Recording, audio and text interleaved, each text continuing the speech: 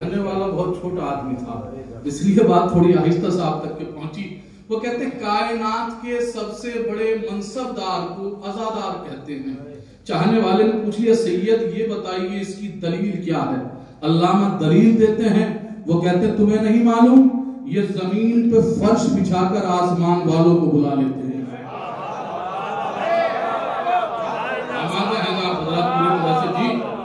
ये जमीन पे फर्श बिछाकर आसमान वालों को बुला लेते हैं। देखिए, अगर कोई मुझसे पूछे कि मेराज किसे कहते हैं, मेराज कहां पर होती है, मैंने जहां तक पढ़ा है, इतना पढ़ा लिखा आदमी नहीं हूं, सब बुजुर्ग मुझसे बेहतर जानने वाले यहाँ पे बैठे हुए हैं। मैं अपने छोटे भाइयों के लिए अर्ज कर रहा हूँ। मैं जहां तक पहुंचा हूँ, जहां तक समझा हूँ, बस खाली मैं इतना जानता हूँ कि मेराज उस जगह को कहते हैं जहां पर फातिमा हूँ। पहले जुमले का सर्फ कर दिया, मैं पहले ही कह चुका हूँ, बिल्कुल मुझे तमीदी मंजिलों के अंदर नहीं जाना है, बिल्कुल ना मैं जाऊंगा, बिल्कुल मुझे गुफ्तगू वो करनी है कि जो इंशाअल्लाह यहाँ पे, क्योंकि खाली में अगर 50 मिनट आप हज़रात के सामने गुफ्तगू करूंगा तो 50 मिनट का मतलब ये नहीं कि मैं 50 मिनट ले रहा हूँ। रोजे महशर मुझे जितने यहाँ पे लोग हैं, इन सब की 50-50 मिनट का जवाब देना है। तो लिहाजा गुफ्तगू इस तरीके से की जाए कि जो मजमा यहाँ पर आया है वो कुछ लेकर जाए, क्योंकि ये अज़ाए फातिमिया है। यहाँ पर जिस्मानी रिस्क भी तकसीम होता है, रूहानी रिस्क भी तकसीम होता है। जी, मैंने क्या कहा कि मेराज उसे कहते हैं जहां पर फातिमा हो।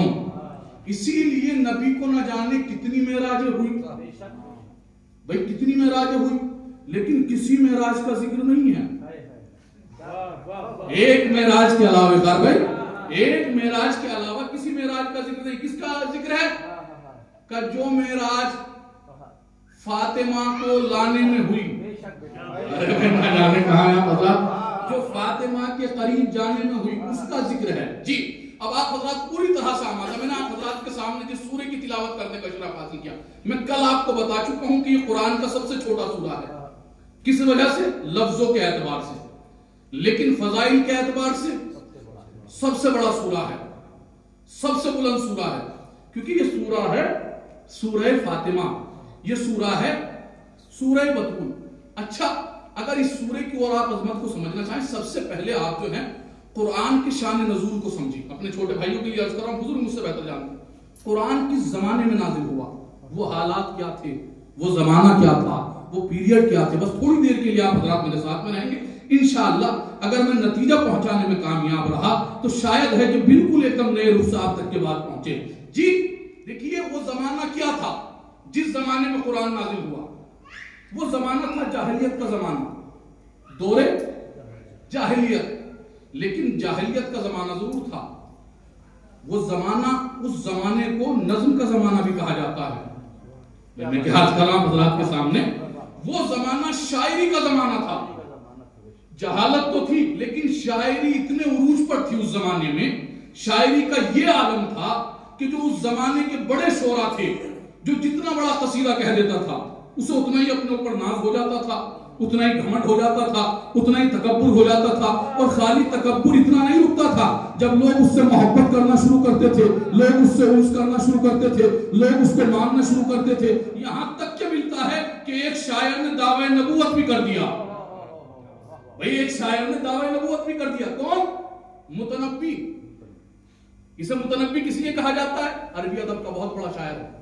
किस लिए इसे मुतनब्बी कहा जाता है? क्योंकि इसने दावे नबूवत किया, इसलिए इसे मुतनब्बी कहा जाता है। यानी उस जमाने के शोरा का मिजाज क्या था, यानी शायरी को सब कुछ समझ रहे थे उस जमाने में। क्योंकि नज्म जितनी जल्दी असर करती है लोगों के जहनों के ऊपर, नस्र उतनी जल्दी असर नहीं करती है। मेरे सामने भाई यहाँ पे शोराए कराम तशरीफ फरमा है, माशाल्लाह बहुत अच्छा लगा हज़रात के दरमियान, पहली मरतबा आया, लेकिन जिस तरीके से आप लोगों से मुलाकात हुई, जो देखा आप लोगों के यहाँ पे माशाल्लाह से कि आज भी अदब पाया जाता है। और माशाल्लाह, क्योंकि ये फर्श आज़ा का सदका है। आज अगर उर्दू अदब बाकी है, भाई उर्दू अगर आज बाकी है, अगर शायरी बाकी है, सब फर्श आज़ा का सदका है। क्योंकि अगर करबला को हटा दिया जाए तो उर्दू अदब में कुछ नहीं नजर आता। मैं क्या अर्ज कर रहा हूँ हज़रात के सामने। जी, उस जमाने के हालात क्या थे? उस जमाने, वो जमाना था शायरी का जमाना। क्या माहौल था? माहौल ये था, घरों की बोलचाल का नाम शायरी था, गलियों की बोलचाल का नाम शायरी था। और थोड़ा करीब होकर गुफ्तगू करूं, अगर कोई किसी को सलाम करता था तो शायरी में किया करता था, अगर कोई किसी को जवाब देता था तो शायरी में दिया करता था, अगर कोई किसी के हाल मालूम करता था तो शायरी में किया करता था, अगर कोई जवाब देता था तो नज़्म में दिया करता था। यानी ये था कि घरों की बोलचाल का नाम शायरी था, गलियों की बोलचाल का नाम शायरी था, होटलों की बोलचाल का नाम शायरी था। यानी किधर भी देखा उधर शायरी नजर आई, यहाँ देखा तो यहाँ शायरी का तज़किरा, वहां देखा तो वहां नज़्म का तज़किरा। अरब में भाई यही आलम था ना। बस पहला जुमला सर्व करने जा रहा हूं कि उस जमाने का ये आलम था कि चारों तरफ बस शायरी ही नजर आ रही थी, नज़्म ही नजर आ रही थी। जो भी कोई बोल रहा था वो नज़्म में बोल रहा था, जो भी कोई लिख रहा था वो नज़्म में लिख रहा था। इसीलिए खुदा ने कुरान का लहजा नज़्म वाला रख दिया। अरे जो पहुंच गया उसे भी सलाम, जो नहीं पहुंचा उसे भी सलाम। इसीलिए खुदा ने कुरान का लहजा नज़्म वाला रख दिया। पढ़िए आप कुरान, अर्रहमान अल्लामल कुरान खलकल इंसान। भैया शायरी हो रही है ना, खाली यही नहीं, आप पढ़ते चले जाइए कुरान। कुल हुवल्लाहु अहद अल्लाहुस समद लम यलिद वलम यूलद वलम यकुल लहू कुफुवन अहद इन्ना अतैनाकल कौसर फसल्लि लिरब्बिका वनहर इन्ना शानिअका हुवल अब्तर। जी, तो कुरान का लहजा खुदा ने नज़्म वाला रख दिया, क्योंकि लोगों के ज़हनों के ऊपर नज़्म सवार थी, शायरी सवार थी। अब मुझे जहां तक आप हज़रात को लेकर आना था मैं आ गया। जी, इस सूरे के लिए खुदा ने अपने हबीब को हुक्म दिया कि जाओ इसको जाकर खाने काबा के ऊपर चस्पा कर दो। ये अरब के शोरा, ये ऊंची ऊंची नाक वाले, मैं क्या अर्ज कर रहा हूं हज़रात के सामने, ये ऊंची ऊंची नाक वाले, ये अपने आप को सबसे बुलंद कहने वाले, इन्हें बड़ा गुरूर है, बड़ा तकब्बुर है अपनी शायरी पर। ये ले जाइए सूरे को और ले जाने के बाद खाने काबा के ऊपर चस्पा करिए और इनसे कहिए तुम तो शायर हो, इसका जवाब लेकर आओ। भाई तुम तो शायर हो, इसका जवाब लेकर आओ। यही है ना वाकया। जी अच्छा, अब यहां पर देखिए सवाल सरकार ये है, कुरान के अंदर कितने सूरे हैं? 114। किसी और सूरे के लिए हुक्म दे देता खुदा। भैया कुरान का सबसे छोटा सूरा है। उस टाइम के कसीदे अगर आप देखें 200 वन, 250 वन, 300 वन के कसीदे, बड़े बड़े कसीदे खाने काबा के ऊपर लटके रहते थे, बड़े बड़े कसीदे। उनके जवाब में क्या? ये 3 मिसरे। अरे मैं ना जाने कहां है आप जी, ये 3 मिसरे। भैया होना ये चाहिए था। अल्लाह कहता कि कुरान का सबसे बड़ा सूरा है सूरह बकरा, सूरह बकरा को जाकर लटका दीजिए। भाई आप सुनिए, तवज्जो दीजिए। जी, क्या किसी के अंदर ताकत थी कि कोई सूरह बकरा का जवाब ले आता? सरकार सूरह बकरा छोड़िए, किसी बशर की कहां इतनी हैसियत कि वो कुरान के एक लफ्ज का भी जवाब ले आए, वो कुरान के एक लफ्ज का भी जवाब ले आए। तो लिहाजा सूरह के लिए ही क्यों कहा गया? भाई किसी और सूरह के लिए कह देते कि उस सूरह को टांग दीजिए। तो इसके लिए आपको उस जमाने को पढ़ना पड़ेगा, फिर तवज्जो देनी पड़ेगी। मैं तवज्जो चाहता हूं आप हज़रात से। मैं सबसे नाजुक बात करने जा रहा हूं, क्योंकि मुझे अपनी खिताबत से ज्यादा आपकी समातों के ऊपर भरोसा है। इसलिए मैंने इस मौजू का इंतखाब किया और इसलिए मैं गुफ्तगू कर रहा हूं आप हज़रात के सामने। जी, उस जमाने को आप पढ़िए का वो जमाना था शायरी का। तो सरकार शायरी के अंदर भी अलग अलग सिन्फें हैं।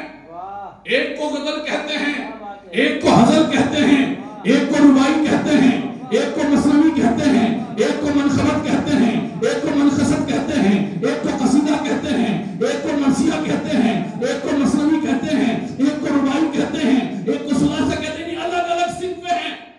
अब ये जमाना किस सिन्फ का था? भाई जिस जमाने में सूरह कौसर का इंतखाब किया जा रहा है कि इसको ले जाकर लटका दीजिए, इसको आवेजा कर दीजिए, ये जमाना कौन सा जमाना था? का ये जमाना था कसीदे का। भाई तवज्जो चाहता हूं हज़रात कीजिए, ये जमाना था कसीदे का। सरकार समझ में आ गया इस सूरह के लिए क्यों हुक्म दिया गया। जी, ये जमाना था कसीदे का। कसीदे कहे जाते थे 3 तरीके के। एक कसीदा कहा जाता था मदह के लिए, जिसे मधिया कसीदा कहते थे। शोराए कराम को बोले ना, बुजुर्ग को बोले ना, जिसे कि मधिया कसीदा कहा करते थे। एक कसीदा कहा जाता था गुरेज के लिए, हिजो के लिए, एक कसीदा कहा जाता था वाज के लिए, नसीहत के लिए। लग रहा है मेरे छोटे भाइयों तक के बात नहीं पहुंची है, अपनी मिंबर की जबान में तर्जुमा करूं। उस जमाने में कसीदे कहे जाते थे 3 तरीके के। एक कसीदा कहा जाता था तवल्ले वाला, एक कसीदा कहा जाता था तबलीग वाला, एक कसीदा कहा जाता था तबर्रे वाला। बात पहुंच रही है ना कि उस जमाने में कसीदे कहे जाते थे 3 तरीके के। एक कसीदा तवल्ले वाला, एक कसीदा तबलीग वाला, एक कसीदा तबर्रे वाला। तो इसीलिए खुदा ने सूरह कौसर का हुक्म दे दिया, क्योंकि इस सूरह के अंदर तीनों चीजें पाई जाती है। इसमें तवल्ला भी है, तबलीग भी है, तबर्रा भी है। सलावत भेजिए बर मोहम्मद वाले मोहम्मद पर।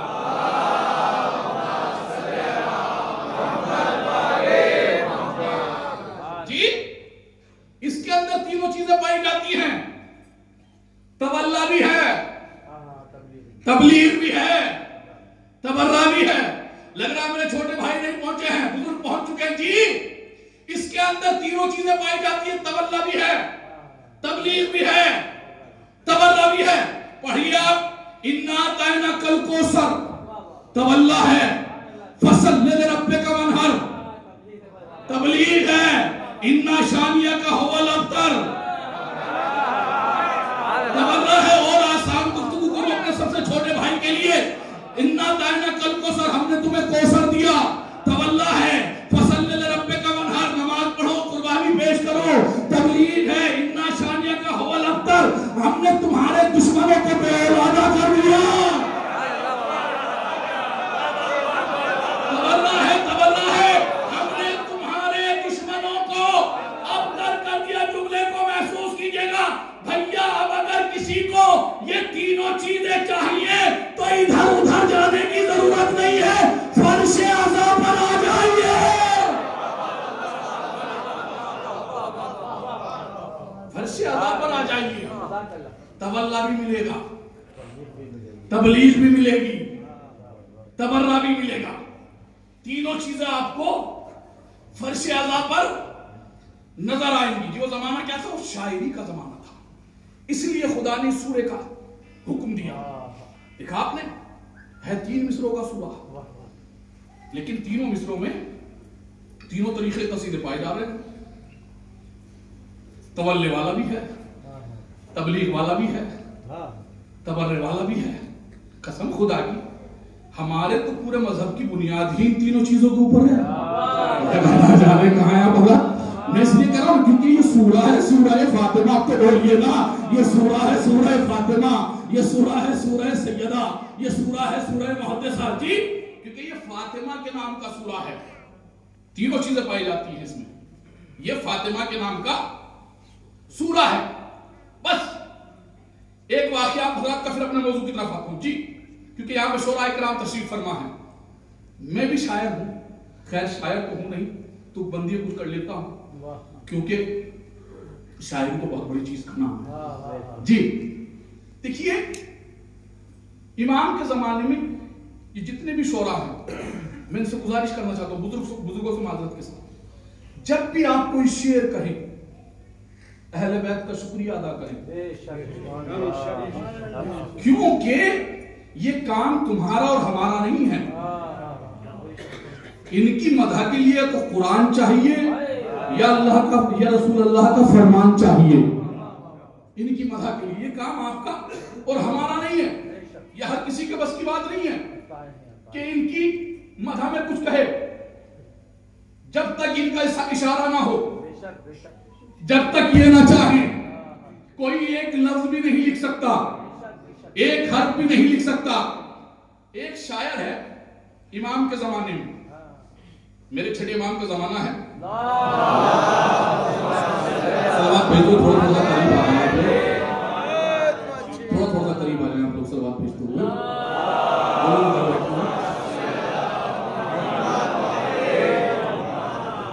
अभी मजलिस का आगाज हुआ है, अभी से नहीं लगना चाहिए कि मजलिस मुकम्मल हो गई। सलावत भेजिए मरहबा।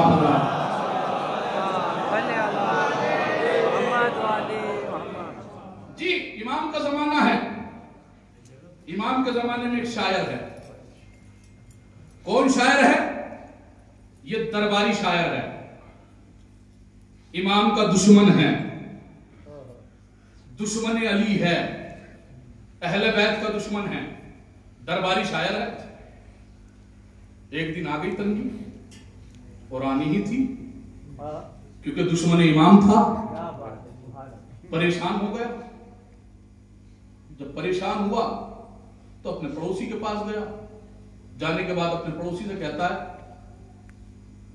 कि मुझे कुछ दिरहम कर्जा दे दो। का कितने का? 70 दिरहम मुझे चाहिए। जब मुझे महीने पर दरबार से वजीफा मिलेगा तो मैं तेरे वापस कर दूंगा।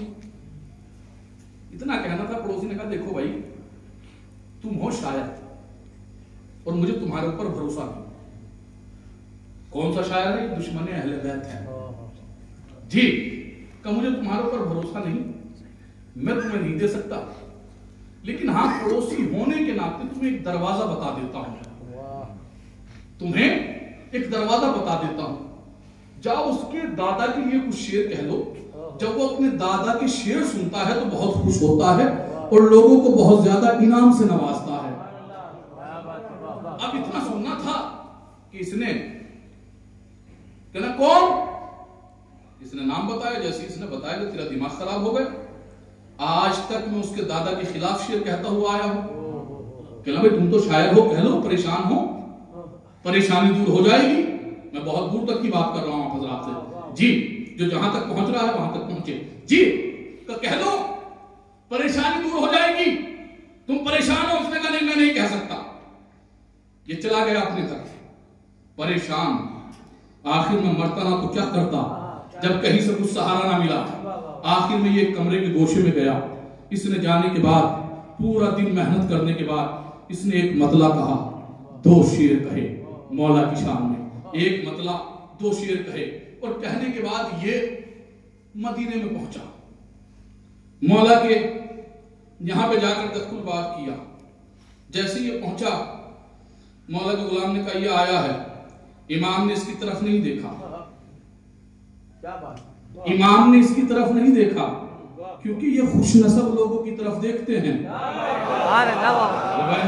कहा है आप हजरत जी, ये खुशनसीब लोगों की तरफ देखते हैं, बदनसीब लोगों की तरफ नहीं देखते। एक मरतबा इमाम ने इसकी तरफ नहीं देखा। इमाम ने अपने गुलाम से कहा देखो वो 70 दिरहम वाली जो थैली रखी हुई है उठाकर इसको दे दो।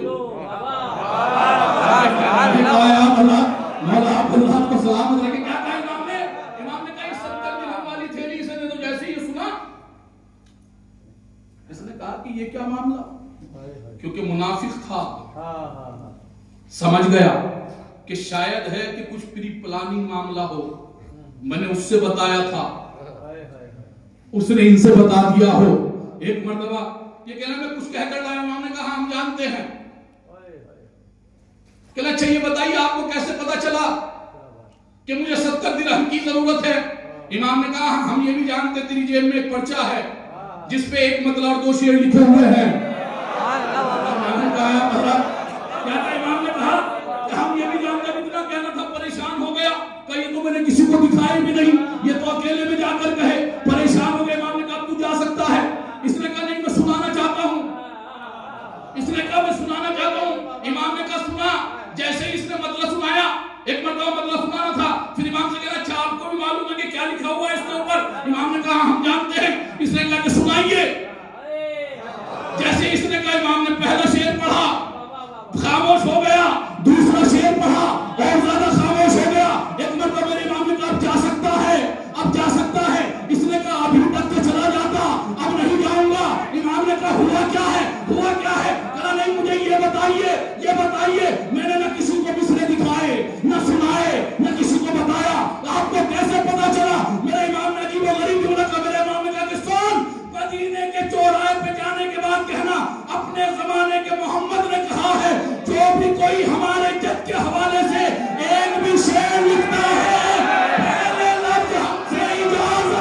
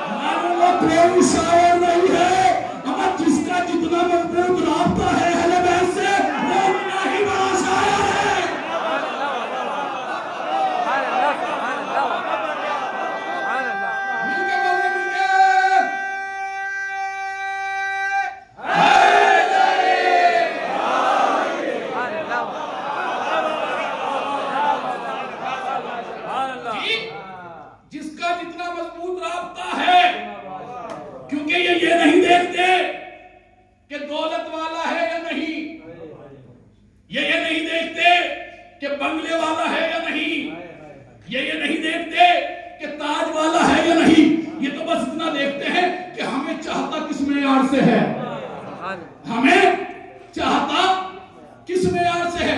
ये इस चीज की तवक्को नहीं रखते, क्योंकि कायनात में ये जानते हैं कि उससे बड़ा कोई अमीर नहीं जिसके दिल में इनकी मोहब्बत हो, जिसके दिल में इनकी मोहब्बत हो। पूरी कायनात में उससे बड़ा कोई अमीर नहीं। गुफ्तगू चल रही है सूरह कौसर। कौसर क्या? कौसर है फातिमा। कौन है कौसर? कौसर से मुराद कौन है? फातिमा जहरा। ये अलग बात है कि लोगों ने इससे मुराद हौज़े कौसर को लिया, जबकि वो नहीं जानते थे कि भले चाहिए 3 मिसरों का सूरा है, 3 आयतों का सूरा है, लेकिन खुदा ने इसमें सारी वजाहतें कर दी, क्योंकि खुदा बेरब्त गुफ्तगू नहीं करता है। मैं किसी साहब से कहूं कि मुझे पानी चाहिए, अब वो पानी की जगह पर माइक पेश कर दें, माइक पेश कर दे, लोग कहेंगे क्या शऊर नहीं है? बिल्कुल एकदम। पानी मांगा था, पानी मांगा था। अल्लाह ये कैसे हो सकता है कि पहली आयत में अल्लाह कह रहा है कि हमने तुम्हें कौसर अता किया, हमने तुम्हें कौसर अता किया, कौसर से मुराद है नस्ल कसीर। तो फिर दूसरी आयत में जब तो कहा ना हमने तुम्हारे दुश्मनों को अबतर कर दिया। शायद है कि पहुंची नहीं छोटे भाइयों तक के बाद। भैया अगर कौसर से मुराद फातिमा ना होती तो आखिरी आयत ये ना होती कि हमने तुम्हारे दुश्मनों को अबतर कर दिया, बल्कि आखिरी आयत ये होती कि हमने तुम्हारे दुश्मनों को प्यासा रख दिया। सलावत भेजिए पर मोहम्मद वाले मोहम्मद पर।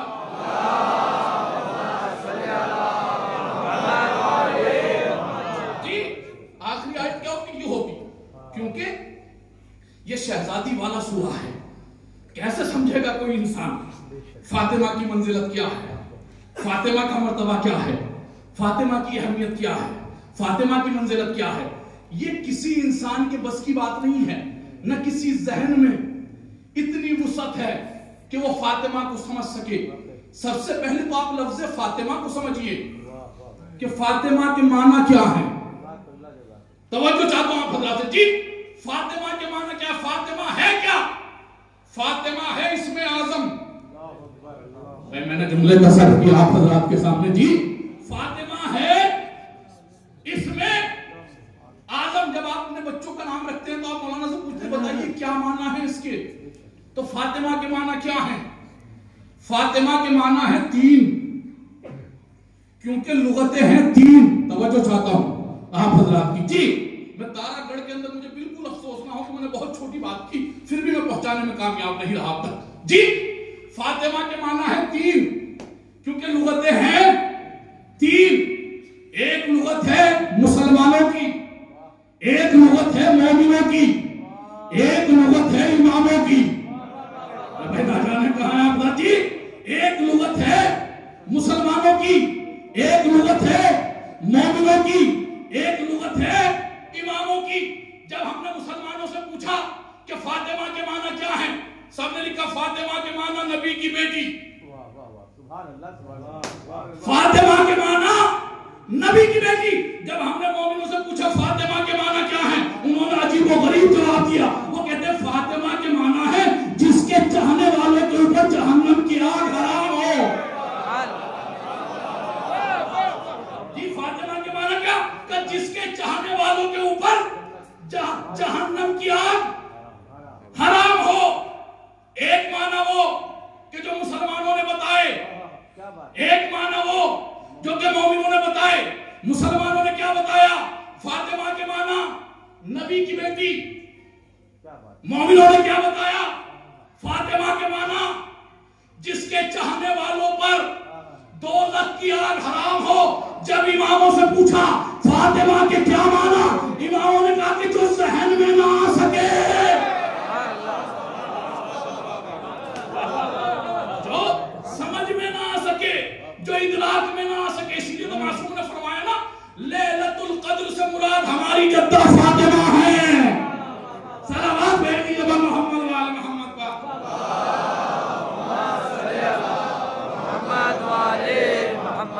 जी क्या कहना बाबा? लैलतुल कद्र से मुराद हमारी जद्दा फातिमा है। तुम क्या जानो लैलतुल कद्र क्या है? यह तर्जुमा वही किया जाए जो इमाम बता रहे हैं। तुम क्या जानो फातिमा क्या है? अल्लाह अकबर, अल्लाह अकबर। मैं सादात के सामने अर्ज कर रहा हूं, आपकी जद्दा की फजीलत बयान कर रहा हूं। जी क्या कहा? तुम क्या जानो फातिमा क्या है? कुरान का लहजा नहीं आप महसूस कर रहे हैं? तुम क्या जानो फातिमा क्या है? जो इदराक से बाहर हो हमारी समझ में, पहले हम फातिमा के घर को ही समझने में, कल अर्ज कर रहा था आप हजरात के सामने जी, पहले हम फातिमा के घर को ही समझ लें कि फातिमा के घर की क्या आजमत है जी। रूए जमीन पर फातिमा से ऊंचा घर किसी का नहीं। कोई शक है? ज़ेरे आसमान फातिमा से बुलंद किसी का घर नहीं। पूरी कायनात में न किसी नबी का घर है, न किसी वली का घर है। मैं और इससे बड़ी बात कर दूं, अमर रसूल का भी घर उतना बुलंद नहीं। क्या बात है? अरे भाई ना जाने कहा है आप हजरात, भाई इससे बड़ी तो और कोई बात नहीं हो सकती। मेरे पास दलील है, मैं इसलिए गुफ्तगू कर रहा हूं आप हजरात के सामने। जी फातिमा के घर से बुलंद रसूल का भी घर नहीं। आप कहेंगे कि दलील क्या है? मैंने कहा दलील आप पूछ रहे हैं, हमने देखा है आदम आते हैं तो रसूल को सलाम करते हैं, नूह आते हैं तो रसूल को सलाम करते हैं, इब्राहिम आते हैं तो रसूल को सलाम करते हैं, इस्माइल आते हैं तो रसूल को सलाम करते हैं, जिब्रील आते हैं तो रसूल को सलाम करते हैं, मीकाईल आते हैं तो रसूल को सलाम करते हैं, इसराफील आते हैं तो रसूल को सलाम करते हैं, इज़राइल आते हैं तो रसूल को सलाम करते हैं, रिज़वान आता है तो रसूल को सलाम करता है, ईमान आते हैं तो रसूल को सलाम करते हैं, जन्नत है तो रसूल के लिए, जहान है तो रसूल के लिए, कौसर है तो रसूल के लिए, सलसबील है तो रसूल के लिए। यानी मालूम ये हुआ कि पूरी कायनात जिसे सलाम करे उसे रसूल कहते हैं, रसूल जिसे सलाम करे। ये अल्लाह सलामत रखे। फातिमा सुन रहे हैं मिलके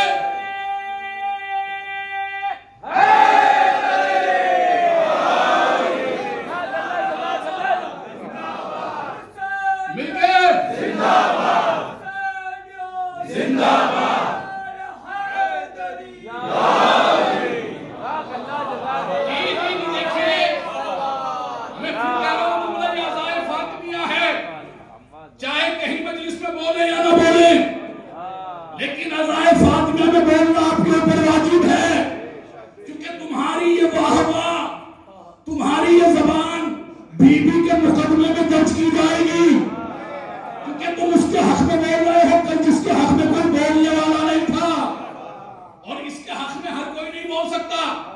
अभी नारा लगाया, मैं ये बात भी अर्ज कर दूं, इस पैगाम को अपने साथ में ले जाइएगा। जब भी नारा लगाइए तीनों नारे साथ में लगाया कीजिए, क्योंकि तीनों नारे हमारे हैं। पहला नारा नारे तकबीर, दूसरा नारा नारे रिसालत, दूसरा नारा नारे रिसालत, तीसरा नारा ना जाने कहा है आप अल्लाह जी, तीसरा नारा नारे हैदरी। इसलिए क्योंकि पहला नारा तौहीद का नारा है, दूसरा नारा रहमत का नारा है, तीसरा नारा शुजाअत का नारा है। जी जब भी लगाए तीनों नारे लगाएं। अच्छा इससे आसान और बात कर दूं, जब आप ये तीनों नारे साथ में लगाते हैं तो समझते क्या होता मामला? बस यहां से समझ लीजिए, जैसे आप कहते हो नारे तकबीर, समझ लो तुमने कह दिया ला इलाहा इल्लल्लाह। आपकी समातों के ऊपर कुर्बानी जाने कहीं आप, जैसे भी आप कहते हो ला इलाहा इल्लल्लाह, जैसे आप कहते हो नारे तकबीर, आपने कह दिया ला इलाहा इल्लल्लाह। जैसे कहते हो नारे रिसालत, तुमने कह दिया मोहम्मद रसूलुल्लाह। जैसे तुम कहते हो नारे हैदरी, तुमने कह दिया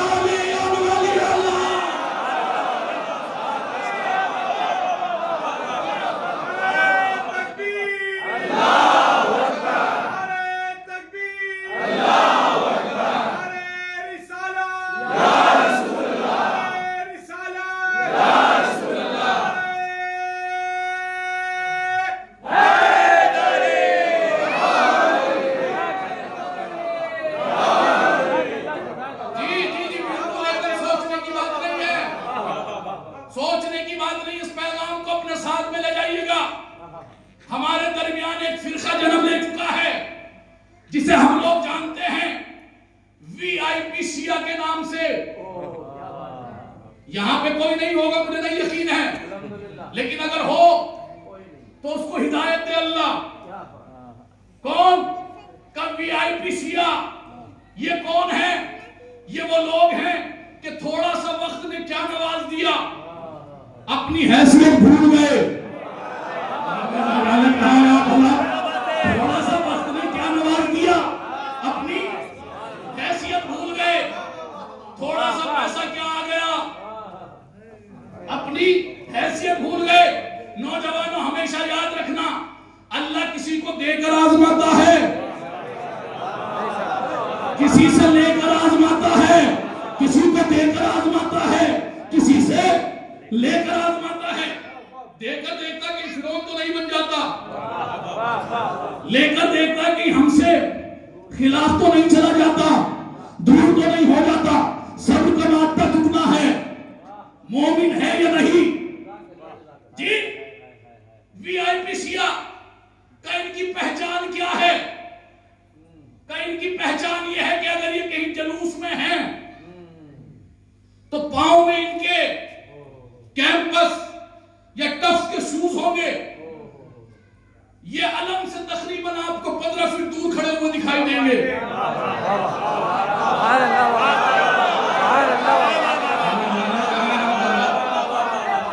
लेकिन मैं मजलिस पढ़ने में बिल्कुल एकदम कमी नहीं करूंगा, मर्जी आपके, चाहे जैसे सुनिएगा। जी, मेरा काम है पैगाम पहुंचाना, आपकी तर्जुमानी करना, क्योंकि मैं उस मिंबर पे हूं। इसकी बहुत बड़ी जिम्मेदारी है। रोज़े महशर आपकी कब्र में मैं नहीं आऊंगा, मेरी कब्र में आप नहीं आएंगे। क्यों? क्योंकि कब्र में उसे ही आना है, कब्र में उसे ही आना है। किसको? जिसको पूरी जिंदगी भर बुलाते हैं, जिसको पूरी जिंदगी भर याद करते हैं। भाई आप समझे नहीं? भाई जुमला कह दो, मैं बताऊं आपसे, जब उसको आप चाहते हैं ना तो उससे कितना भी रिश्ता आपका मजबूत होता है। आप अगर यहाँ बुला रहे हैं, उसके फजाइल सुन रहे हैं, उसके नाम का नारा लगा रहे, तो कोई बड़ी बात नहीं, क्योंकि जितना वह चाहता है उतना तुम नहीं चाहते, उतना तुम नहीं चाहते। जैसी कब्र में पहुंचते हो ना, भाई था छोड़कर चला गया, रिश्तेदार था छोड़कर चला गया, अइज़ा थे छोड़कर चले गए, कब्र तक सब थे साथ में, सब चले गए। जहां सब छोड़ के चले जाते हैं वहां पे तुम्हारा मौला आ जाता है। जिसको यकीन है अली कब्र में आता है वो तो बोले ना जी। जहां पे सब चले जाते हैं तुम्हारा मौला आ जाता। मैंने कहा मौला, भाई ने छोड़ दिया, चचा ने छोड़ दिया, बाप ने छोड़ दिया, रिश्तेदारों ने छोड़ दिया, दोस्तों ने छोड़ दिया, औलाद ने छोड़ दिया, आप भी ना आती जब सब कब्र में छोड़कर चले गए थे। अजब नहीं मेरा मौला आवाज दे, खामोश हो गया, तुझे नहीं मालूम जब जिंदगी में इसने हमें नहीं छोड़ा।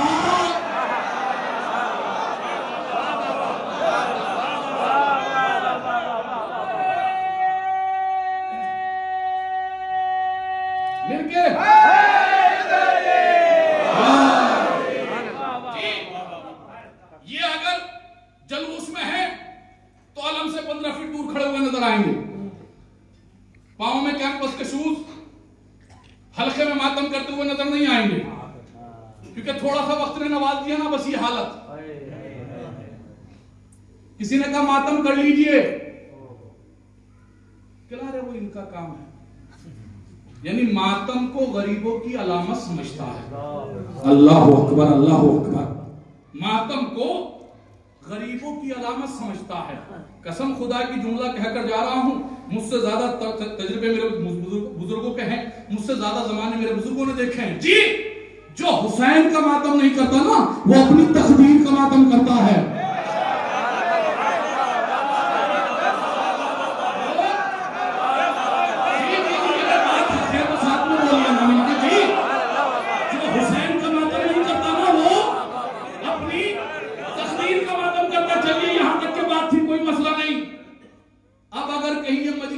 या महफिल में आ गए तो बिल्कुल दाद नहीं देंगे, खामोश बैठे रहेंगे। किस लिए? कहा हम पढ़े लिखे हैं, थोड़ा बहुत इल्म क्या मिल गया, इल्म लदुन्नी की जूतियों के सदके में आज अली के फजाइल पे बोलता हुआ ही सोच रहा है कि समाज पे क्या असर पड़ेगा अगर मैं दाद दूंगा तो। खामोश। अच्छा चलिए यहां तक की भी बात रहती तो कोई मसला नहीं था, तो का कयामत उस वक्त हो जाती अगर कहीं किसी ने नारा लगा दिया तो उसे ऐसे घूम कर देखते हैं, न जाने इस गरीब ने कितना बड़ा जुर्म कर दिया, न जाने इस गरीब ने कितना बड़ा जुर्म कर दिया। भैया इसी तरीके का वीआईपी पाकिस्तान की सरजमीन पर अल्लामा इस्माइल देवबंदी की मजलिस में मौजूद था। अल्लामा ने मौला के फज़ाइल का जुमला बयान किया और वहीं पे एक अली का चाहने वाला खड़ा हुआ। उसने खड़े होने के बाद नारा लगाना शुरू किया। वो कहता जाता था सैयदुल मुतहहर अली है, इमामुल मुज़फ्फर अली है, सैयदुल मुजतबा अली है, इमामुल अशकिया अली है, नूरुल अशकिया अली है, मुर्शिदुल उलमा अली है, अफजलुल बलगा अली है, अफसरुल मुसहा अली है, कारबार मसीहत अली है, निजाम शमशेर कुदरत अली है, इमामुल महारिब अली है, खसरुल मनाकिब अली है, रफीउल मुरातिब अली है, असदुल्लाह अली है, अहमुल्लाह अली है, नसरुल्लाह अली है, बदरुल्लाह अली है। अब ये नारा लगाता हुआ चला जा रहा था, कहता हुआ चला जाता था आदम का मौला अली है, नूह का मौला अली है, इब्राहिम का मौला अली है, सितारे को मिलाने वाला अली है, मरहब को मारने वाला अली है, सूरज को पलटाने वाला अली है। अब ये नारा लगाता हुआ चला जा रहा था, कहता हुआ चला जा रहा था अली अली अली अली। वहीं एक वीआईपी बैठा हुआ था, ये खड़ा हो गया। खड़ा होने के बाद कहता अल्लामा आप देख नहीं रहे, ये बेहोश हो गए, ये दीवाने हो गए। अल्लामा ने कहा हुआ क्या है? कहता आप देख नहीं रहे, ये कितनी देर से अली अली अली किए जा रहे हैं। अल्लामा ने कहा मुझे ताज्जुब तो इस बात के ऊपर है कि ये बेहोश होकर भी है।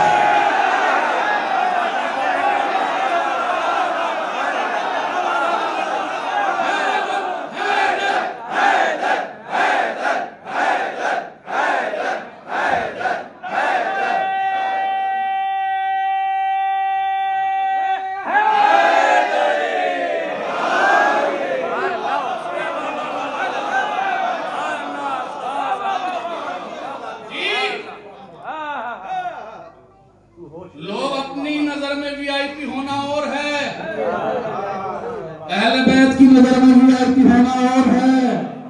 अगर वीआईपी बनना है तो अहले बैत की नजरों में बनो। मैं क्या अर्ज कर रहा हूं आप हज़रात के सामने जी? का ये बेहोश होकर भी अली अली कर रहा है, तू होश में होकर भी अली अली नहीं कर रहा है। अल्लाहु अकबर। आप हज़रात पूरी तरह सामाना मैं अर्ज कर रहा था पूरी कायनात में फातिमा के बराबर किसी का घर नहीं। मेरे पास दलील है, मैं इसलिए गुफ्तगू कर रहा हूं। फातिमा के मुकाबले का किसी का घर नहीं है पूरी कायनात के अंदर। पहला जुमला सर्फ करने जा रहा हूं, मैं ये बात ऐसे ही नहीं कह रहा हूं।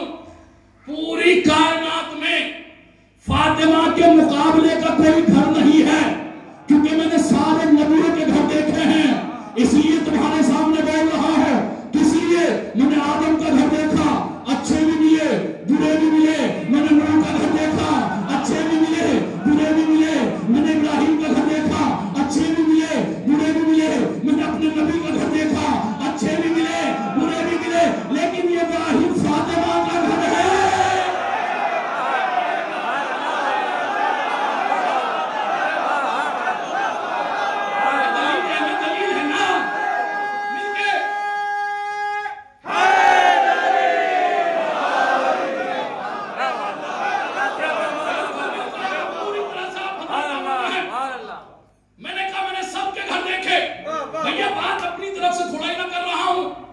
किताब का नाम है मुस्तदरक। कौन सी किताब है? अहले सुन्नत की बहुत मोतबर किताब। जो मुस्तदरक के माना होते हैं बची हुई चीजों को लेना, इकट्ठा करना। अरबी जानने वाले लोग यहां पर तशरीफ फरमा है। मुस्तदरकुस सहीहैन यानी जो सही हदीसें बुखारी से और मुस्लिम से बची, उनको इमाम हाकिम ने दर्ज की और फिर हर हदीस के नीचे उन्होंने लिख दिया कि ये हदीसें शेखैन की निगाह में भी मोतबर हैं और सही हैं। किसकी निगाह में? शेखैन कौन? इमाम मुस्लिम, इमाम बुखारी, दोनों की नजरों में। उसी के अंदर पहली हदीस पढ़ता हूं, उसी के अंदर हदीस है कि नबी नमाज फज्र पढ़ने के बाद अपने साथ अपने असहाब को लेकर, मैंने हवाला दे दिया है, अपने साथ अपने असहाब को लेकर दरे फातिमा पे आते थे और आने के बाद कहा करते थे अस्सलामु अलैकुम या अहले बैत नबुव्वा।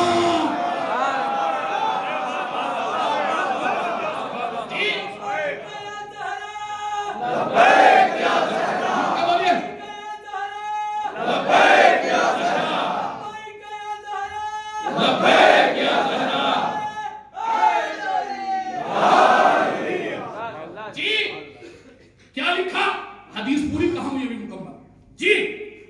वो लिखते हैं कि नबी का यह आलम था, पहले नमाज पढ़ाते थे, नमाज फज्र के बाद अपने साथ अपने असहाब को लेकर दरे सैयदा पर आते थे। वो कहते एक मर्तबा नहीं, पूरे मुसलसल 2 दिन नहीं, 3 दिन नहीं, 4 दिन नहीं, 5 दिन नहीं, 6 दिन नहीं, 7 दिन नहीं, 10 दिन नहीं, 20 दिन नहीं, 30 दिन नहीं, 40 दिन नहीं, बल्कि मुसलसल 60 दिन तक, मुसलसल 60 दिन तक नबी का यह आलम रहा कि अपने साथ अपने असहाब को लेकर आते थे। नबी के सारे असहाब रहते थे ना साथ में, भैया वो भी रहते थे जो सितारों की मानिंद थे, वो भी रहते थे जो बहारों की मानिंद थे, वो भी रहा करते थे कि जिनके साथ जिनके बड़े बड़े कसीदे लिखे गए। तारीख बताती है कि ये आलम था। नबी कमली ओढ़ते थे, कमली ओढ़ने के बाद आते थे, भैया यही तो कहा जाता है ना, चादर वाला नबी, कमली वाला नबी, चादर वाला नबी, कमली वाला नबी। यहाँ नहीं समझेंगे तो कहाँ जाकर समझाऊंगा मैं, क्या कहा जाता है कि चादर वाला नबी, कमली वाला नबी। मैंने कहा बस खाली इतना ही सुना है, चादर वाला नबी, कमली वाला नबी। कभी ये भी तो बताओ कि कमली किसकी थी, कमली किसकी थी, चादर किसकी थी? तो कमली थी मां की, चादर थी बेटी की। कमली वाला नबी क्या 60 दिन मुसलसल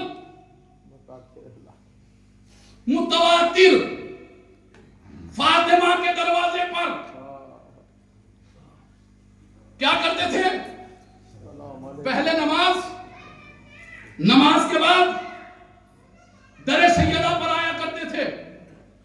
हम कहेंगे भाई देखो हमारा तो मामला यह है, होना तो ये चाहिए था पहले दरे सैयदा पे जाते, फिर नमाज पढ़ने के लिए जाते। अकीदे की बात है ना, मैं क्या अर्ज कर रहा हूं आपके सामने जी। पहले अज़ा खाने में आओ, फिर मस्जिद में जाओ, ये होना चाहिए था ना। लेकिन नबी ने क्या किया, पहले मस्जिद में गए, फिर दरे सैयदा पर आए। भाई आप समझे ही नहीं, नबी उम्मत को मुसलसल तालीम दे रहे हैं। नबी का हर अमल नमूने अमल, नबी का अमल हर नमूने अमल है। नबी पहले जाते थे मस्जिद में, फिर आते थे दरे सैयदा पर। आप फलसफा ही नहीं समझे हैं।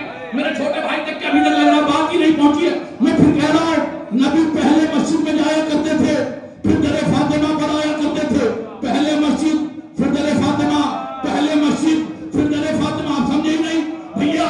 जब आप नमाज पढ़ने के लिए जाएंगे, पहले वजू करेंगे। वजू करने से क्या होगा? कब वजू करने से होता है जिस्म पाक। अभी भी नहीं कुछ लोग पहुंचे हैं। इससे कीमती जुमला नहीं है मेरे पास किताबत का कि सुनिए, पहले वजू करते थे, वजू करने से क्या होता था? जिस्म पाक हो गया, नमाज पढ़ी, रूह पाक हो गई। नबी बताना चाहते थे कि दरे सैयदा पे जाना है।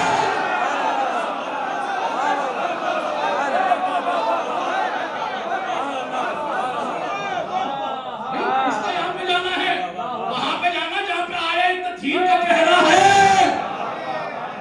जी। पहले जिस्म पाक करो, वजू करो, फिर नमाज पढ़ के रूह पाक करो, फिर आओ दरे सैयदा पर, फिर आओ दरे सैयदा पर। अगर पूरा मजमा आमादा है, पहला जुमला अज़ाए फातिमिया के हवाले से कहने जा रहा हूं। मैं कहूंगा ए मेरे नबी अल्लाह, ए अल्लाह के नबी, ए मोहम्मद पैगाम पहुंचाने वाले, ए रोजे का पैगाम पहुंचाने वाले, ए इन काफिरों को मुसलमान बनाने वाले, ए मेरे नबी एक मर्तबा आ जाते दरे सैयदा पर सलाम कर लेते, सुन्नत हो गया ना भाई। जो काम एक मर्तबा करे नबी वो सुन्नत है। 2 मर्तबा कर लेते, 3 मर्तबा कर लेते, मुझे नहीं मालूम कौन क्या सोचकर सुन रहा है। जुमला सब करने जा रहा हूं। नबी ने मुसलसल 60 मर्तबा 60 दिन तक सहाबा को तालीम दी कि ये दरे सैयदा है, इस पे सलाम करना, इस पे सलाम करना, इस पे सलाम करना। अब अगर कोई आग और लकड़ियां लेकर आ जाए, मुसलसल तालीम दी। अभी मैं मसाइब नहीं पढ़ूंगा, मुसलसल तालीम दी। बीबी के फजाइल भी ऐसे हैं, यानी बस खाली दावा है कि हम रसूल की सुन्नत पर अमल करते हैं, बस खाली दावा था और कुछ नहीं था कि हम रसूल की सुन्नत पर अमल करते हैं। वरना एक काम मुसलसल 60 दिन तक जो करते रहे। खाली इतना ही नहीं है, जब नबी दुनिया में आए तो नबी को सबसे पहला जो दुनिया में आने के बाद तमगा मिला, इनाम मिला, क्या? नबी दुरे यतीम कहलाए। क्या कहलाए? दुरे यतीम कहलाए। कौन कहलाए? नबी। कौन नबी है ये वही नबी है कि खुदा जिसका नाम लेना भी पसंद नहीं करता, जिसका नाम लेना भी पसंद नहीं करता। खाली यहां तक कि नहीं, कुरान की आयतों में इस नबी के लिए ऐसा ऐसा लहजा इस्तेमाल किया खुदा ने। कभी कभी कहता है मेरे हबीब कभी सो जाया भी कर, मेरे हबीब कभी सो जाया भी कर। उस नबी को क्या क्या तमगा मिलाने के बाद फौरन आप दुरे यतीम कहलाए। सारे मुसलमानों ने मुत्तफिक होकर लिखा, भाई ऐसा भी तो हो सकता था ना, खुदा कादिर मुतलक है, कादिर मुतलक है, वो मुख्तार है, ऐसा भी कर सकता था कि नबी जब दुनिया में आते, आने के कुछ दिन के बाद जनाब अब्दुल्ला को उठाता तो यतीम ना कहलाते। हो सकता था ना, ऐसा मुमकिन था ना जी, मुमकिन था। पर लेकिन फिर ये क्या मामला हुआ कि सारे मुसलमानों ने मुत्तफिक होकर लिखा, क्योंकि खुदा को एहतराम रिसालत बताना था। खुदा को एहतराम रिसालत बताना था। क्या मतलब? कि अल्लाह नहीं चाहता था कि मेरा नबी किसी के लिए खड़ा हो, किसी की ताजीम करे। अल्लाहु अकबर, अल्लाहु अकबर।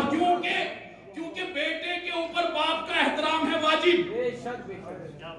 बेटे के ऊपर बाप का एहतराम है वाजिब। नौजवानों, नबी फरमाते हैं अगर कोई बेटा अपने बाप के सामने जबान चलाता है, कदम आगे बढ़ाता है, तो उसके 2 नुकसान हैं। उम्र भी कम हो जाती है, रिस्क भी कम हो जाता है। जी, रिस्क भी कम हो जाता है। यही उम्मीद थी आपसे जी, रिस्क भी कम हो जाता है अगर कोई बेटा अपने बाप के आगे कदम बढ़ाए। अच्छा, बेटा चाहे जितना बड़ा आलिम हो, बाप उतना बड़ा आलिम ना हो, यह नहीं होगा कि बाप बेटे का एहतराम करेगा। यही होगा कि बेटा चाहे जितना बड़ा आलिम हो जाए, बाप का एहतराम वाजिब है। ये नहीं होगा कि बेटा आलिम है, बाप किसान है, साहिब अमामा है, तो बाप जैसी बेटे को देख के खड़ा हो जाए। नहीं, आयतुल्लाह सिस्तानी, खुदा हयात तुलानी अता करे,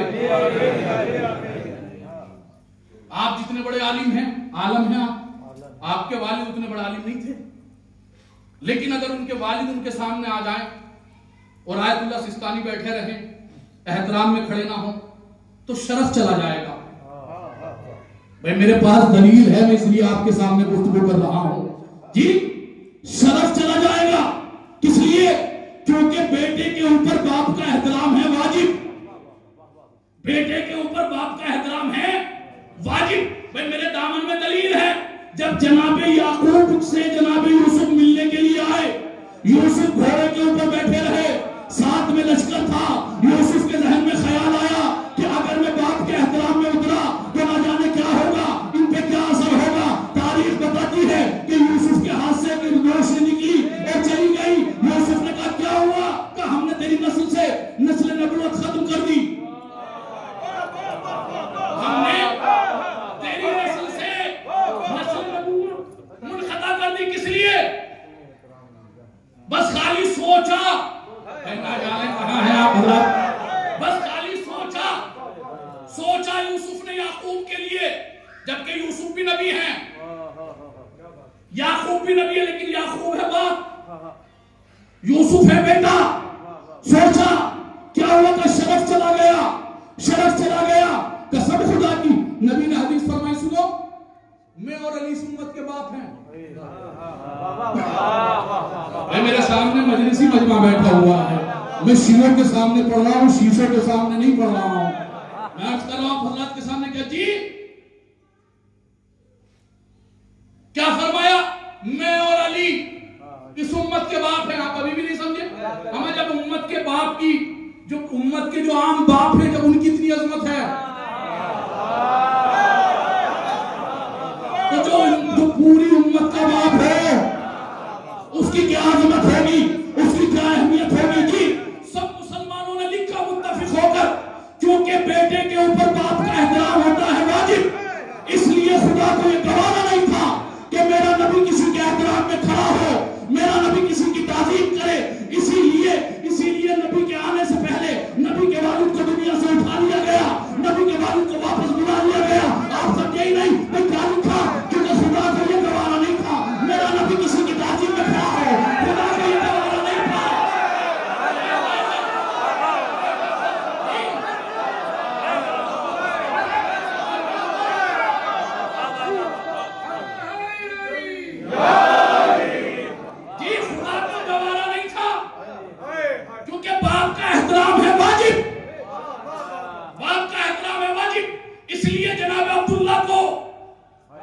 रसूल के आने से पहले उठा लिया गया। क्यों? क्योंकि अल्लाह को मंजूर नहीं था, खुदा को मंजूर नहीं था, उसको बर्दाश्त नहीं था कि मेरा नबी किसी की ताज़ीम में खड़ा हो, मेरा नबी किसी के लिए बुलंद हो। लेकिन उन्हीं किताबों ने लिखा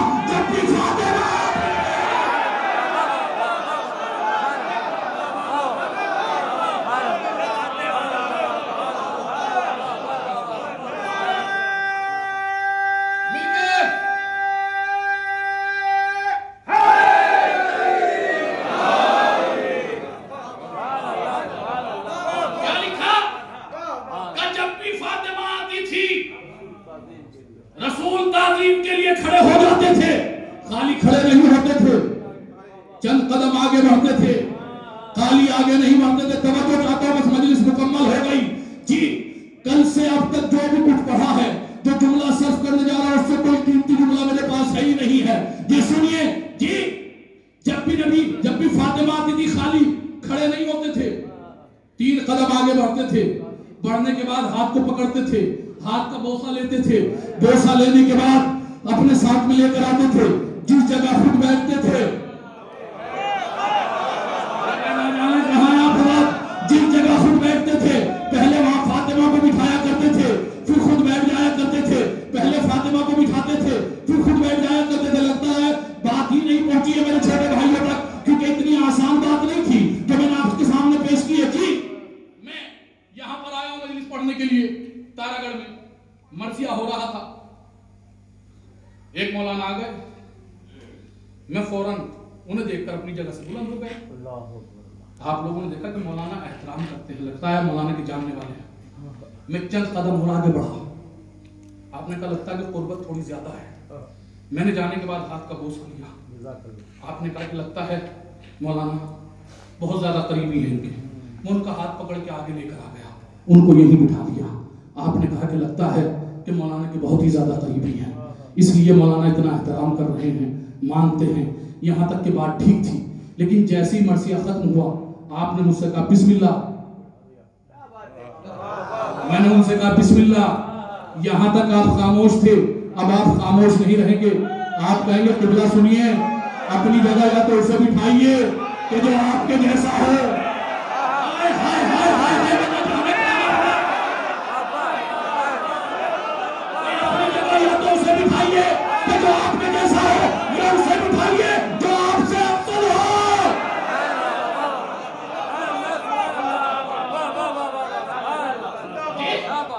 अपनी जगह या तो उसे बिठाइए कि जो आपके जैसा हो, या उसे बिठाइए जो आपसे अफजल हो।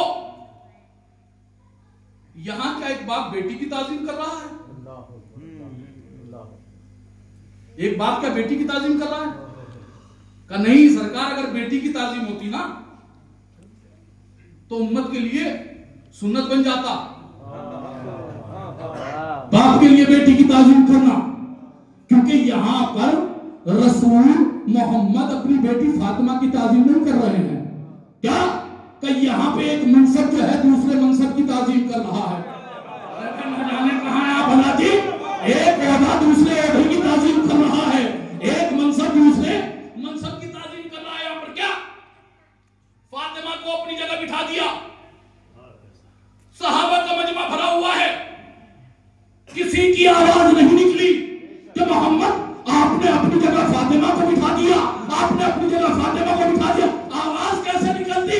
फातिमा ने रसूल ने लोगों की जबानों के ऊपर ताले लगा दिए, कहकर फातिमा तो उम्मे अबीहा। फातिमा अपने बाप की मां है। अल्लाहु अकबर। फातिमा अपने बाप की मां है, फातिमा को कुछ मत कहना। बस जी जिस जुमले के लिए मैं कह रहा था वो जुमला आ गया। पूरी मजलिस एक तरफ, ये जुमला एक तरफ। ये तो कहा जाता है कि जब भी फातिमा आती थी नबी एहतराम में उठते थे। खाली नबी नहीं, पसे पर्दा देखो कौन कौन एहतराम में उठता था। अगर मोहम्मद एहतराम में उठेंगे तो क्या आदम बैठे रह जाएंगे? क्या नूह बैठे रह जाएंगे? क्या इब्राहिम बैठे रह जाएंगे? क्या इस्माइल बैठे रह जाएंगे? क्या नहीं जी, सब उठ जाएंगे। आ गई फातिमा, सारे नबी मौजूद हैं, नबी भी बैठ गए, फातिमा भी बैठ गई, सारे अंबिया बैठे हुए हैं, सहाबा मौजूद हैं, सब अंबिया सफ में हैं, फातिमा भी हैं। अब मुझे जरा इंसाफ से बताओ, क्या है कोई कायनात में ऐसा कि जिसके आने पर भी उठ जाए? भाई मौला सलामत रखें आप हज़रात को जी। क्या है कोई कायनात में ऐसा? नबी भी मौजूद हैं, फातिमा भी मौजूद हैं, सारे अंबिया मौजूद हैं।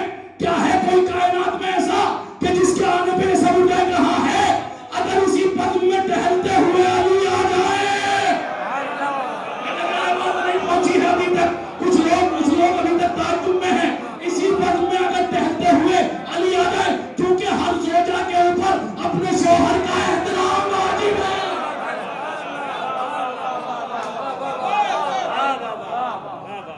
जी फातिमा उठेगी कि अली आ गए? नबी उठेंगे कि फातिमा उठ गई? तमाम अंबिया उठेंगे कि नबी उठ गए? ना जाने कहां है आप भला। देखिए मजलिस मुकम्मल हो गई, बस नबी उठेंगे क्या?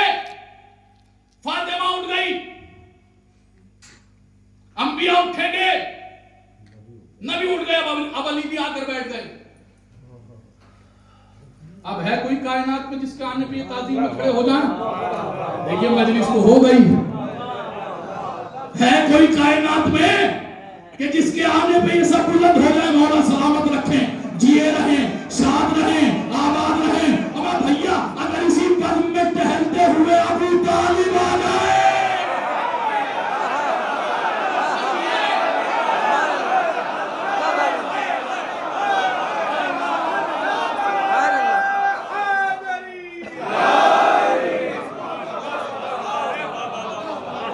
इसी पद में टहलते हुए अबू तालिब आ जाए, क्योंकि हर बेटे के ऊपर बाप का एहतराम वाजिब।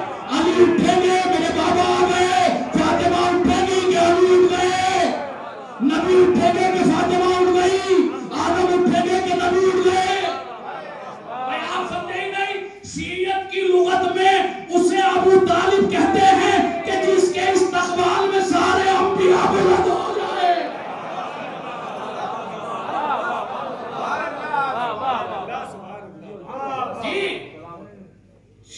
की लुगत में उसे अबू तालिब कहते हैं कि जिसके इस्तकबाल में सारे अंबिया बुलंद हो जाएं।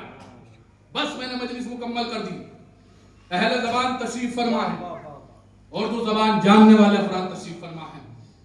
बस एक ज़बान का जुमला सर्फ करता हूं। शायद है कि जब जब याद आए एक नई इरफानी कैफियत पैदा करे। पूरी कायनात में नबी की दो पनाहगाह हैं। पूरी कायनात में तारीख किसी भी मसलक की हो, किसी भी मजहब की हो, कहीं भी पढ़ लीजिए जाकर, नबी की दो पनाहगाह हैं। एक अबू तालिब का घर, एक फातिमा का घर। अरे भाई ना जाने कहां है आप हजरत। भैया मक्के की जिंदगी में है अबू तालिब का घर, मदीने की जिंदगी में है फातिमा का घर। कितनी पनाहगाह है नबी की? दो पनाहगाह हैं, एक अबू तालिब, एक फातिमा। एक अबू तालिब का घर, एक फातिमा का घर। मेरी समझ में ये नहीं आता कि फातिमा अबू तालिब की बहू है या हूबहू है।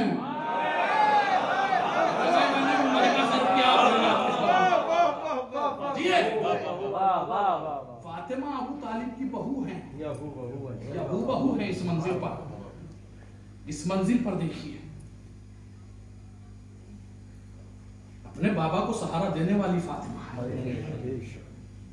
ये आज जो आपको इस्लाम नजर आ रहा है ना, ये फातिमा की वजह से नजर आ रहा है। जबकि नबी जख्म खाकर आया करते थे, पत्थर खा के आया करते थे। फातिमा अपने बाबा को दोबारा से तैयार कर, बाबा खड़े होइए, तबलीग दीन। बाबा जाइए और जाकर तबलीग दीन कीजिए। कसम खुदा की बड़ा अफसोस होता है, रोने के लिए ही तो काफी है कि जिसके दरवाजे पर 60 दिन मुसलसल नबी मुसलसल तालीम देते हैं कि ये दरे से ये दरे। रोने में बिल्कुल कमी ना कीजिए, तुम्हारे वक्त का इमाम आ चुका है। अपनी जद्दा का पुरसा ले लेंगे। अजीजों, इनसे बड़ा कोई मजलूम नहीं। आपके यहाँ पे इंतकाल हो जाए तो सब लोग पुरसा देने के लिए पूरी बस्ती इकट्ठी हो जाती है।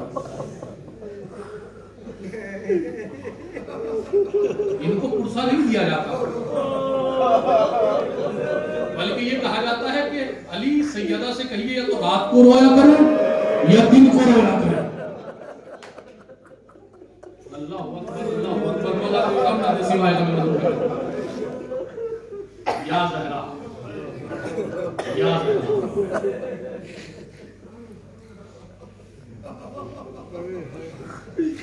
उलमा एक अजीब व गरीब बात कहते हैं। आयतुल्लाह मिलानी अपनी किताब में कहते हैं, जर्मनी में एक ताजिर था,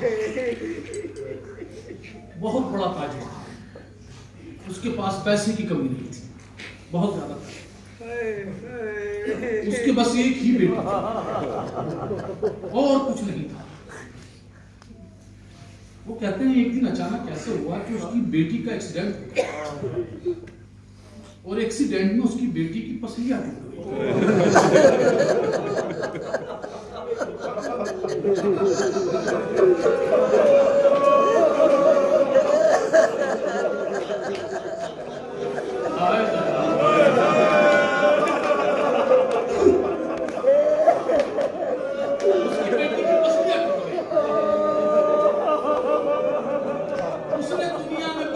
डॉक्टरों को दिखाया, लेकिन पसलियां ठीक ना हो, परेशान।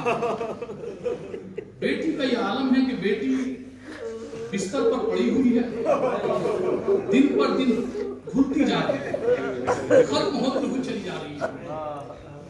ये टेंशन में है, रोता है, परेशान है, इस पैसे का क्या करूं, इस दौलत का क्या करूं, जिसके लिए सब कुछ था जब वो भी नहीं है। बयान करते हो, कहते हैं कि इसी मोहल्ले में एक ईरानी फैमिली रहा करती थी।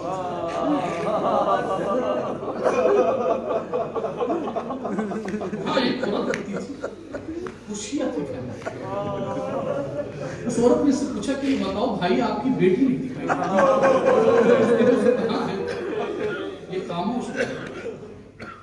ये बताइए आपकी बेटी कहाँ पर है? ये रोता हुआ कहता है कि मत पूछो मेरी बेटी के बारे में। बोले क्या हुआ? बोला तुम्हें नहीं मालूम, मेरी बेटी की पसलियां टूट गई। मैंने दुनिया के बड़े से बड़े डॉक्टरों को दिखा लिया,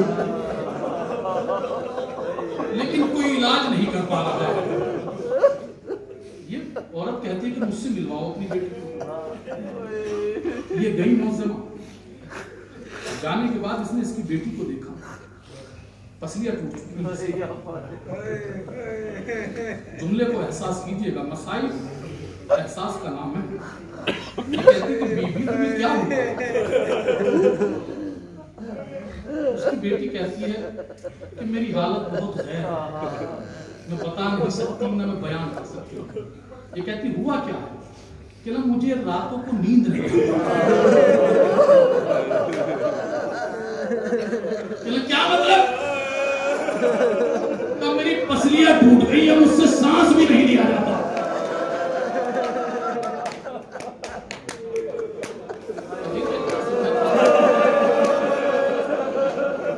ये मौसम में कहती कि नहीं तुम ठीक हो जाओ।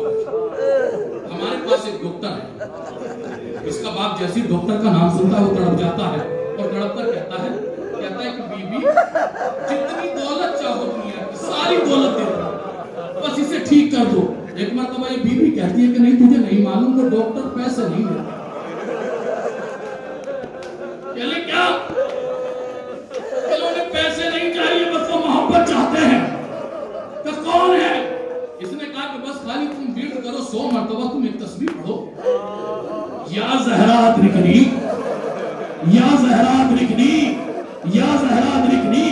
तारीख बताती है, कहते हैं कि बाप ने, बेटी ने, जोजा ने, तीनों ने तस्बीह पढ़ना शुरू की, या ज़हरा अदरिकनी, या ज़हरा अदरिकनी। तस्बीह पढ़ते पढ़ते बेटी सो गई। अभी जैसी बेटी सोई, अब सोकर वो उठी, जो बैठ कर पाती थी वो बेटी खड़ी हो गई, और खड़ी होने के बाद चीख मार कर कह रही थी, हाय ज़हरा। मातम किया करो, मातम। क्या कह रही थी? हाय ज़हरा, हाय ज़हरा। बेटी हुआ क्या है? क्या मामला है? क्या हुआ है? कब बाबा मैं तो ठीक हो गई, लेकिन जो बीबी मुझे ठीक करने के लिए आई थी, मालूम है उसका पहलू पे हाथ था, अरे उसकी सारी पसलियां टूट गई।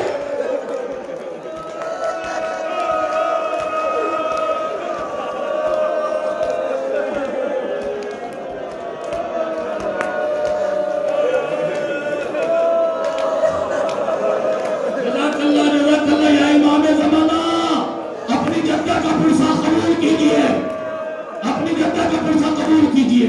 बस मैंने मजलिस मुकम्मल कर दिया अजीजों। आयतुल्लाह अंसारियान मजलिस पढ़ा करते थे, शहजादी के मसाइल पढ़ रहे थे। मसाइल पढ़ने के बाद जैसे नीचे उतरे, देखा एक नौजवान था वहां पे, पूरा मजमा खामोश हो गया। वो रोता रहा, वो रोता रहा, वो रोता रहा। आयतुल्लाह अंसारियान ने उसे अपने कलीजे से लगाया, और लगाने के बाद कहा कि मेरे लाल ये बता, क्या मैंने कुछ गलत पढ़ा कि नहीं? आपने ठीक पढ़ा। कहा तो फिर तेरा गिरिया कम नहीं होता है, तू क्यों रोता जा रहा है, तू क्यों इतना तड़पता है? एक मरतबा वो नौजवान कहता है, वो कहता आगा, आगा मैं हड्डियों का डॉक्टर हूँ, मैं हड्डियों का डॉक्टर हूँ। मैं जानता हूँ कि जब पसलियां टूटती हैं तो इंसान पे सांस भी नहीं लिया जाता, इंसान पे सांस भी नहीं लिया जाता। अजीजों, अजीजों आप समझे नहीं क्या कयामत का मंजर था?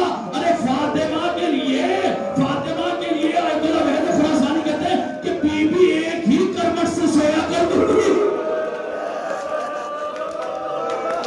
और मैंने मजलिस अजीजों मुकम्मल कर दी।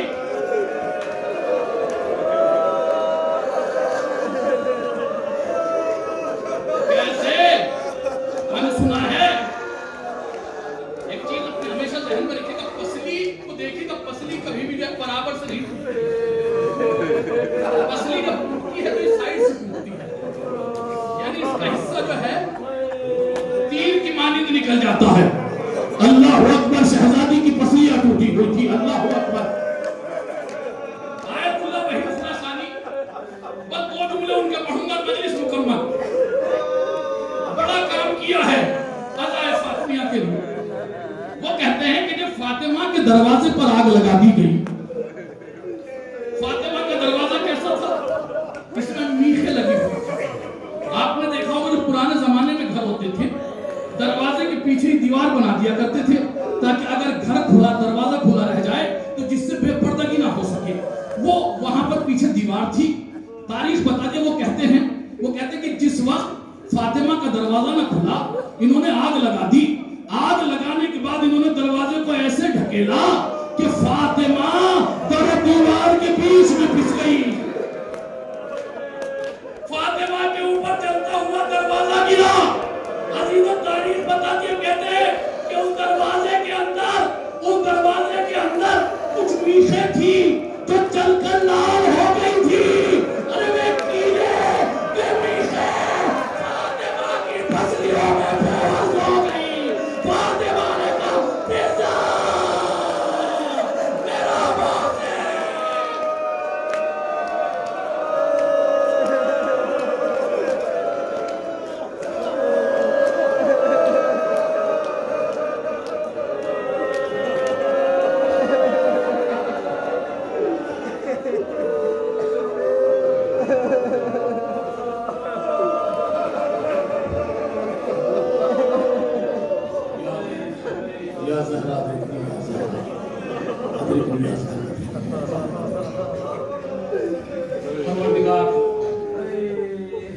मुझे वास्ता जनाब ज़हरा की टूटी हुई पसली हो गई।